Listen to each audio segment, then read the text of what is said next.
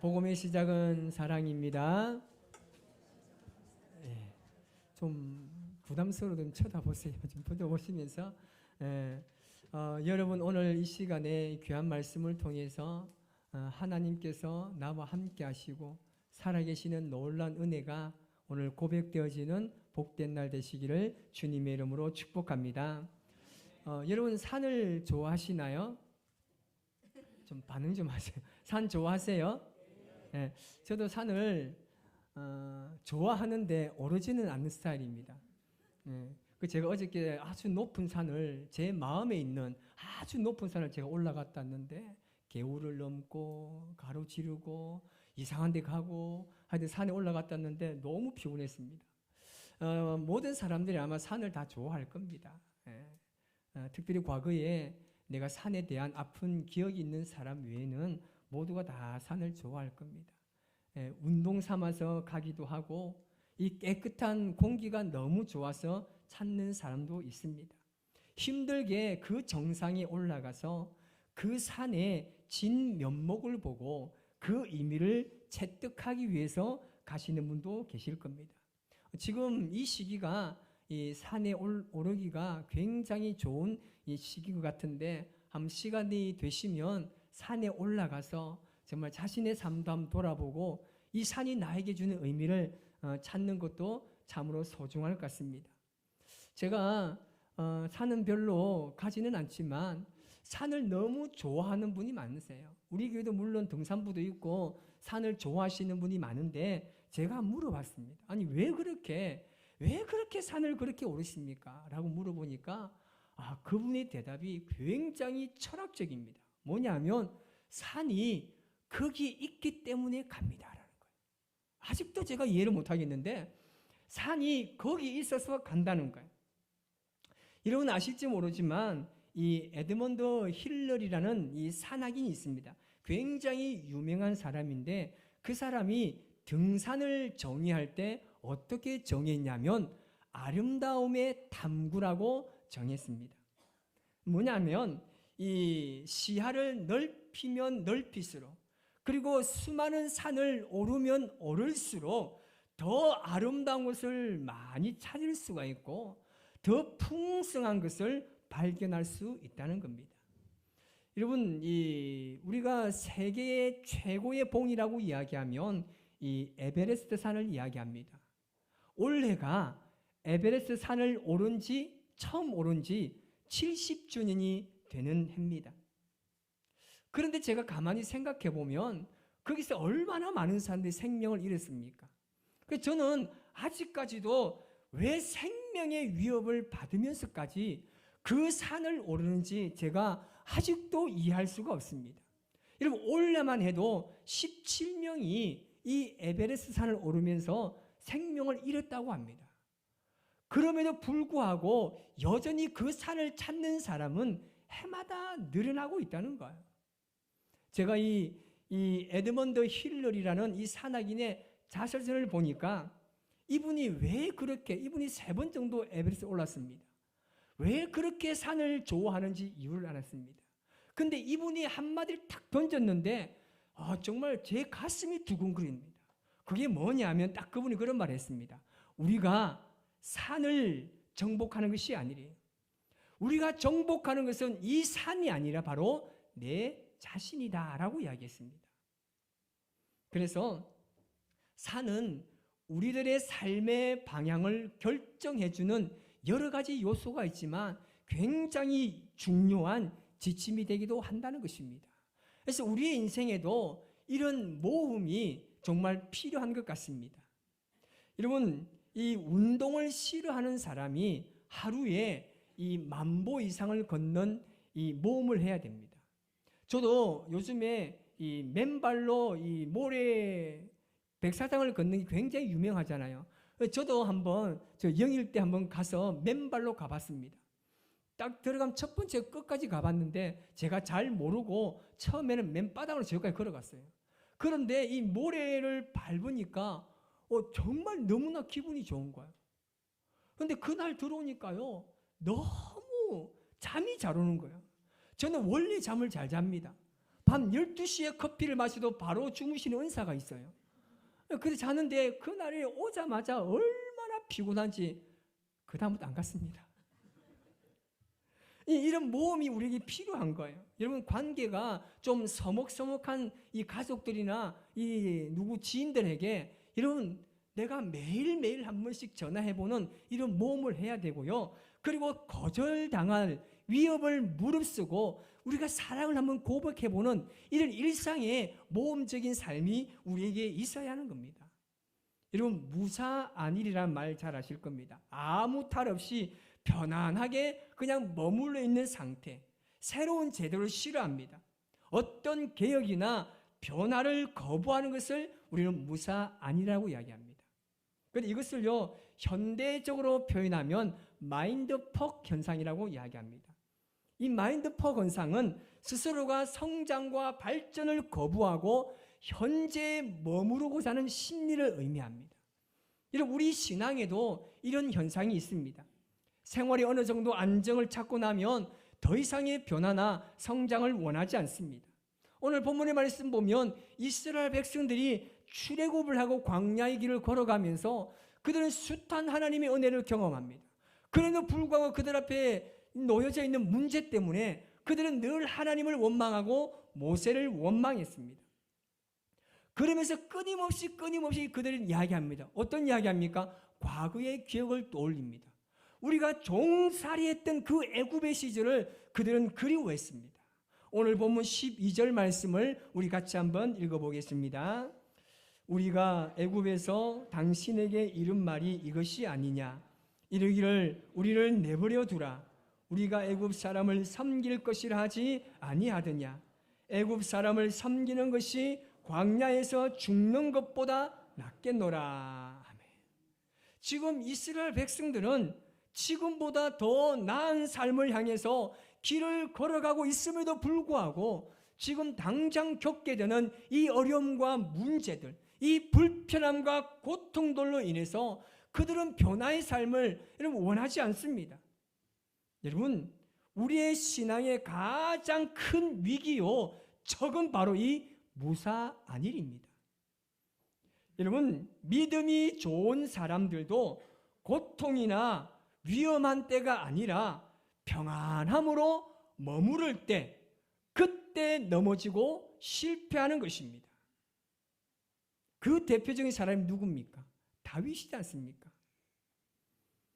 태평성대를 누리고 있을 때에 모든 군사들을 다 전쟁터에 보내고 그 옥상에서 편안하게 거닐 때 그가 그만 죄를 짓지 않았습니까? 여러분, 그 이유가 뭔지 아십니까? 무사안일 속에는 우리 육체의 본성이 가장 잘 자라나기 때문에 그렇습니다. 그런데 문제는 뭐냐면 사람들은 이걸 잘 모른다는 거예요. 그런데 알고 있음에도 불구하고 거기에서 벗어나지 않으려는 사람들이 많다는 겁니다. 과거에 이스라엘 백성들이 가나안을 정탐하기 위해서 모세가 12명의 정탐꾼을 보냅니다. 여호수아와 갈렙을 제외한 10명의 정탐꾼이 부정적으로 그들을 보고합니다. 그러면서 자신 스스로를 어떻게 평가합니까? 우리는 스스로 보기에도 메뚜기 같다는 거예요. 우리가 메뚜기 같으니까 그들도 우리를 볼 때 반드시 우리를 메뚜기로 볼 것이라고 자기 스스로를 평가하고 있습니다. 이들은 메뚜기 컴플렉스에서 벗어나지 못했습니다. 여러분, 믿음이 떨어지면요 자존감이 떨어집니다. 내 안에 계신 그 위대한 하나님을 믿지 못하기 때문에 자신이 너무나 초라해 보입니다. 자기 자신이 너무나 비참해 보면요 여러분 상대방은요 금방 그것을 압니다. 그래서 여러분 우리가 이 스스로 아무것도 아니라고 생각하면요 세상 사람들도요 우리를 바라볼 때 아무것도 아니라고 생각합니다. 그러나 믿음의 사람은요 그렇게 생각하지 않습니다. 어떤 상대와 마주쳐도 결코 기싸움에서 밀리지 않습니다. 왜냐하면 내 안에 살아계신 하나님을 믿기 때문입니다. 지금 이스라엘 백성들에게 이 홍해바다는 분명히 그들에게 큰 장애물임에 틀림이 없습니다. 문제가 없는 게 아니에요. 문제를 부인하는 것도 아닙니다. 위대하신 그 하나님의 눈으로 문제를 바라보라는 것입니다. 여러분은 분명히 알아야 합니다. 홍해 바다는요, 지금 이스라엘 백성들은 장애물이 아닙니다. 이것은 그들에게 장애물이 아니라 여러분 믿음을 가지고 전진하는 사람들, 그들에게는 이것이 장애물이 되지 않습니다. 여러분 랜디 포시라는 사람이 마지막 강이라는 책에서 이 아버지가 아들에게 이렇게 말하는 장면이 있습니다. 아들아, 내 인생을 가다가 어떤 장애물이 있을 때 그 장벽이 너를 막는 것이라고 생각하지 마라. 그 장벽은 너처럼 그것을 간절하게 원하지 않는 다른 사람들을 막기 위한 것이다 라고 이야기했습니다. 무슨 말이냐면 인생의 홍해 바다를 여러분 장애물로 생각하지 말라는 거예요. 하나님의 백성에게 오히려 그것이 장애물이 아니라 디딤돌이 될 수 있다는 것입니다. 우리가 우리의 인생의 문제를요 그렇게 봐야 되는 거예요. 이 장애물과 문제력이 이것이 나를 넘어지게 하고 나를 실족하게 하는 것이 아니라 나와 같은 간절함이 없는 그 사람들에게 이 문제가 장애물이지 나에게는 절대 장애물이 아니라는 겁니다. 이런 인생의 벽은요 나를 막기 위한 것이 아닙니다. 약속을 받지 못한 다른 사람들을 막기 위한 것입니다. 하나님의 백성들은 이것을 믿어야 합니다. 이러한 인생의 벽을 통해서 우리의 믿음이 계속해서 변화되면 성숙해지는 겁니다. 그래서 내 안에 풀리지 않는 문제로 인해서 우리가 낙심이 될 때 그 문제를 내 안에 그대로 가지고 있으면 이것이 문제가 되지만 그것을 드러내어서 고백하는 자에게는 여러분 믿음이 한 단계 성숙해 가는 하나님의 디딤돌이 되는 것입니다. 제가 그림 하나를 보여드릴까 합니다. 여러분 이거 혹시 뭔지 아십니까? 몰라요 이거요. 골프공이에요. 이쪽은 아직도 이해가 안 돼. 탁구공 아니고 뭐라고요? 골프공이에요. 골프공. 여러분 이 골프공을 보면요. 이 골프를 치시는 분은 잘 아실 겁니다. 저도 골프를 치는데 제대로 가는 거 하나도 없습니다. 왜냐하면 안 쳐봤기 때문에. 이 매끈매끈한 이유가 여러분 이 매끈매끈하지 않는 이유를 아십니까? 굴곡이 있잖아요. 여기 많은 굴곡이 있습니다. 이것을 뭐라고 이야기하냐면 이 수많은 이 울퉁불퉁한 이 굴곡을요, 뭐라고 이야기해요? 딤플이라고 이야기해요.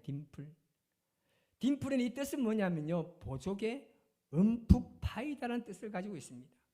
사실 맨 처음에 이 골프가 도입되었을 때요, 그때만 해도 여러분 이 딤플이 없는 굉장히 매끈매끈한 공이었습니다. 그런데 어느 날 어떤 할 일 없는 사람이 이 표면에 이 굴곡이 있는 이 딤플이 있는 공을 한번 쳐보니까 매끈매끈한 공보다 훨씬 더 비거리가 더 많이 나가는 거예요. 그래서 나중에 이것을요 과학자들이 발견해냈습니다.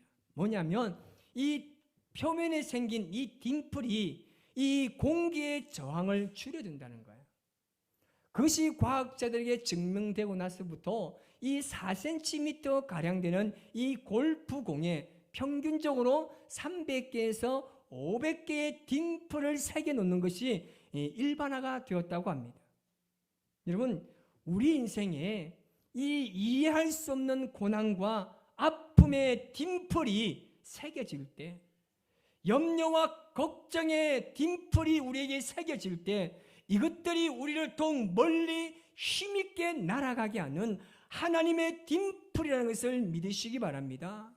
그래서 여러분의 앞을 가로막는, 그리고 이해할 수 없는 약점과 단점과 실패와 좌절의 벽 앞에 우리가 나사렛 예수님의 이름으로 선포하시기 바랍니다. 어떻게 된다고요? 다 같이 한번 선포해 봅시다. 자, 앞에 글을 띄워주면 우리 다 같이 한번 읽어봅니다. 시작. 이것이 나의 축복의 디딤돌이 될 줄 믿는다. 이것이 거침의 돌이 아니라 디딤돌이 될 것이다. 너 잘 만났다. 내가 나의 골리앗이야. 내가 나를 하나님의 축복의 땅으로 보내겠구나. 아멘. 이렇게 우리가 예수님을 선포해야 됩니다. 그래서 이것을 버텨내고 믿음으로 정면 돌파해야 하는 겁니다. 그럴 때 새로운 축복이 여러분의 임할 줄 믿습니다. 오늘 우리가 종교개혁주일로 지키는데 이 마틴 루터가 종교 개혁할 당시에 응답하지 않는 하나님에 대해서 그가 얼마나 낙심했습니까? 주변에 있는 수많은 사람들로부터 생명의 위협을 받고 온갖 핍박과 고난에 지쳐서 큰 실망감에 그가 앉아 있었습니다. 그가 뚫고 나가야 하는 이 장애물이 어마어마했습니다. 모든 것을 포기하고 그냥 주저앉아 있었습니다. 아마 스스로 생각했을 겁니다. 그냥 내가 가만히 있을 건데, 그러면 아무 문제도 없고 나를 위험에 빠뜨리고 생명을 찾겠다는 사람도 생기지 않을 거고, 이렇게 그냥 큰 일도 벌어지지 않았을 건데 내가 괜히 내 양심 때문에 큰 일을 벌이지 않았나, 그런 패배감에 상실에 있을 때에 그 모습을 지켜본 아내가 그를 다그칩니다. 온통 검은 옷을 입고 그 앞을 다니면서 이야기하죠. 당신 왜 오늘 이렇게 검은 옷을 입고 계속 다니냐고. 그 아내가 뭐라고 이야기합니까? 지금 당신이 하고 있는 꼴이 꼭 하나님이 죽고 안 계신 것처럼 한다는 거예요. 그래서 내가 지금 하나님을 장례식하고 있다는 거예요. 당신이 지금 하고 있는 모습 보니까 하나님의 살아계심이 안 보인다는 거예요. 당신의 모습을 보니까 하나님이 죽은 것 같아서 내가 지금 하나님을 장례식 치르고 있다는 거예요. 이 말을 들은 이 루터가 큰 충격을 받게 됩니다. 그래서 그 앞에 놓여져 있는 수많은 장애물을 이제는 장애물로 여기지 아니하고 오히려 자신이 종교개혁할 수 있는 디딤돌로 삼았던 겁니다. 여러분, 우리를 내버려 두라는 말, 이 말의 마음에는요, 이들에게 지금 광야와 같은 새로운 삶을 시도하지 않겠다는 겁니다. 더 나은 삶을 위해서 그 어떤 일도 시도하지 않고 어떤 행동도 하지 않겠다고 말하는 것입니다. 왜냐하면 이스라엘 백성들이 오랜 기간 동안 노예 생활을 지속하다 보니까 자신도 모르게 그 익숙함에 지금 길들여져 있었습니다. 정말 소중한 것이 무엇인지 도전도 하고 싶은 마음이 없었다는 겁니다. 여러분, 하나님께서는 게으른 자의 기도를 들으셔서 그들을 절대 게으르게 하지 않습니다. 프랑스 속담에 이런 말이 있습니다. 기적은 그것을 믿는 사람들에게만 일어난다라는 속담이 있습니다. 이런 믿음의 사람은 그냥 그 자리에 편안하게 머물러 있는 사람이 아닙니다. 계속해서 자신을 변화시키기 위해서 정말 하나님의 말씀이 그러한가 하여 이 말씀을 궁금해하고 실천해 보는 거예요. 저도 그렇게 살고자 굉장히 노력합니다. 저는 스스로 제 가슴을 치며 결단합니다. 그게 뭐냐면 내가 변화되지 않는데 우리 성도들이 변화하겠느냐는 겁니다. 내가 말씀을 읽지 않고 내가 기도하지 않는데 우리 성도들이 그렇게 되기를 바란다는 것은 잘못된 리더십이기 때문입니다. 그래서 항상 저는 제 자신을 늘 변화시키기 위해서, 늘 성숙된 사람으로 계속해서 발전을 이루기 위해서 늘 노력합니다. 그런데 여러분, 제가 생각한 대로, 노력한 대로 그것이 될까요? 그렇지 않습니다. 때로는 넘어지고 좌절하고 실패감 속에 정말 이 장애물을 내가 어떻게 넘어갈까, 그런 생각들이 얼마나 많이 들겠습니까? 그래서 기도하고 말씀을 읽으면 다시금 그 모든 장애물이 내 디딤돌이 되는 그런 은혜를 경험하기도 합니다. 우리 예수님께서 여러분 우리에게 교훈하실 때 그렇게 하셨잖아요. 먼저 찾아가시고 먼저 다가가시고 나누시며 전하셨잖아요. 이것이 예수님께서 우리에게 보여주신 교훈이지 않습니까? 그러면 우리가 어떻게 살아야 됩니까? 나도 찾아가고 나도 그들과 함께 나누고 함께 말씀을 전하고 이웃을 정말 내 몸같이 사랑하면서 그 예수님의 가르침을 따라서 살아가야 하는 것이 바로 우리의 삶인 겁니다. 여러분, 이번 한 주간 우리가 편안함을 추구하기보다는, 아니 우리에게 편안한 삶이 찾아온다 할지라도 믿음으로 결단하고 일어나시기를 바랍니다. 여러분의 발을 세상에 내디디시기 바랍니다. 우리가 발을 내딛는 순간 하나님께서 그 발을 붙드시고 그 발을 책임지시고 축복된 발걸음으로 인도하실 줄 믿습니다. 아무것도 하지 않으면 안 돼요. 그래서 믿음의 사람들은요, 우리가 정말 새벽기도 한번 도전해 봐야 돼요. 아무도 아멘도 안 하고 인상이 또 새벽기도 나오라니까 또 목사님 새벽기도 나와보고요, 수요 예배 나와보고요, 금요 기도에도 나와보고요. 아멘 좀 하세요. 우리의 신앙이 계속 이렇게 성장하고 성숙해야 됩니다. 여러분, 내 안에 변화가 오기 위해서는요, 지금까지 내가 하나님 위해서 해보지 않은 것 해봐야 합니다. 시도해봐야 되고, 그 시도할 때 하나님께서 어떻게 하겠습니까? 왜 이러지? 갑자기 안 하던 일을 하고 있네. 하나님이 일하십니다. 그때 하나님이 일하시는 거예요. 지금까지 어떤 도전이나 시도도 하지 않은 분이 계시다면 이제 여러분의 신앙을요, 시도해봐야 되는 겁니다. 특히 우리 청년들요, 우리 청년들은 거의 수요 예배 안 드리고 주일 오후 예배 안 드리고 당연시 합니다. 지금 시대가 당연히 그렇게 생각합니다. 그런데 감사하게도 우리 청년들은 그렇게 하지 않아요. 우리 청년들 오후 예배도 드리고요, 여러분 우리 청년들 수요 예배도 나오고요, 새벽 기도도 나오고요. 아멘 좀 하세요. 좀 눈치채고. 이렇게 너무나 잘 울받아요. 우리 청년들이 여기서 1년이 있을지 2년, 3년, 5년일지 모르겠지만 여기 있는 동안 그렇게 믿음으로 시도하면서 여러분의 청년의 시기를 하나님께 맡겨보시기 바랍니다. 맡기면 하나님 책임지잖아요. 우리 모두가 이번 한 주간 그 주님을 믿음으로 바라보면서 위대한 믿음의 신앙의 발걸음을 움직여 가시는 저와 여러분의 삶이 되시기를 주님의 이름으로 축복합니다. 기도하겠습니다. 하나님 아버지 감사합니다.